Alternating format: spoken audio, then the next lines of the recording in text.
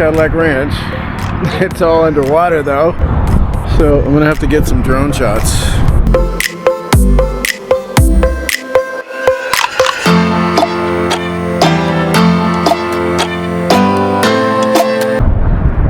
We're walking out the Cadillac Ranch. You can see all the people off to the side because it's full of water. You can't go spray paint the cars. There used to be a guy with a trailer selling spray paint right there. He's not there now.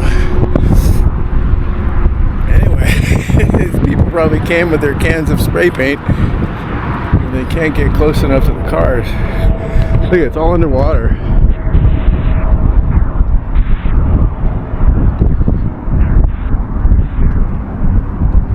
Get near the car.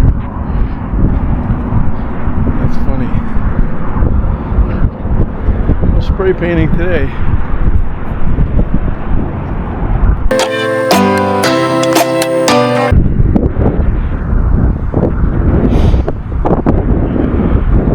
So this is a super rare moment where there are no people around spray painting the cars.